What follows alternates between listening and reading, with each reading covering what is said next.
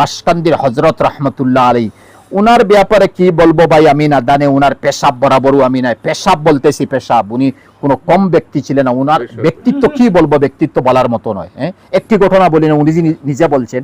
উনি এই যে তেজপুর বিশ্বনাথ চারিয়ালি না, বিশ্বনাথ চারিয়ালি, ওই জায়গায় এক বন্ড কয়েকটা বাবা ছিল।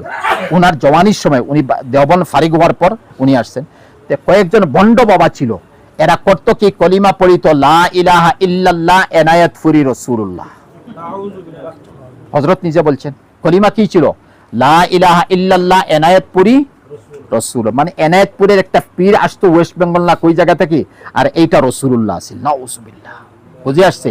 এইভাবে অন্ধকারের মধ্যে ছিল। কাফির, সবাই কাফির না, মুসলমান তো নয়, সবাই কাফির। কারণ এনায়েতপুরি রাসূলুল্লাহ কই মুসলমান, যত আল্লাহর ইবাদত করুক আল্লাহ মানো, এরা কাফির।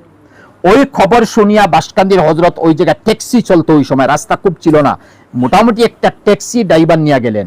যাওয়ার পর ওইখানে লোকদেরকে একজন দুইজন করে একটু বুঝাইয়া সুজাইয়া মোটামুটি একদিনে একটু নিজের কবজার মধ্যে আনছেন, ঠিক আছে। তারপরে এনায়েতপুরি রাসূলুল্লাহ যে আসিল, তার মুরিদরা দেখছে আরে এইখানে বন্ড কে আসছে, উনাকে বন্ড বলতেছে।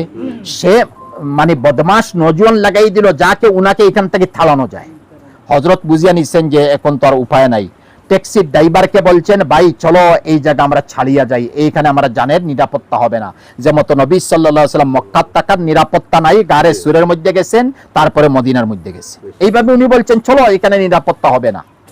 একটু পরে 2-3 কিলোমিটার আসার পর, মানে কাঁচা রাস্তা, এইটা ফিস নয় আজকাল তো, এইভাবে এই আসার পর ড্রাইভার বলছে, হযরত এই আগে 100 মানুষ দা কুড়াল নিয়ে দাঁড়াইয়া আছে, আপনার উপর আমাদের উপর আক্রমণ করবে। এই দেখা যাইতেছে লোক খুব বেশি আসছে, আক্রমণ করবে। হযরত বলছেন একটু চক্কটা মুজিয়া নাও, স্টার্টিং এ তোমার হাত আছে, হাত এইভাবে থাকো, আর বিসমিল্লাহ বলিয়া তুমি চক্কটা মুজিয়া রাখো, এক সময় খুলিও না, আমি যে সময় বলবো এই সময় খুলিও। এইভাবে ধরিয়া তুমি নিয়ে যাও, তারপরে দেখা যাবে কি হয়। এইভাবে ড্রাইভার করছেন। আর ময়রাবাড়ি ডিস্ট্রিক্ট আসার পর হযরত বলছেন এখন তোমার চক্কু খুলো। ড্রাইভার বলছে, হযরত এখন তো ময়রাবাড়ি এসে গেছে। সুবহানাল্লাহ, বুঝে আসছেন কি কুরবানি করছেন জানেন? হায় হায়, হ্যাঁ।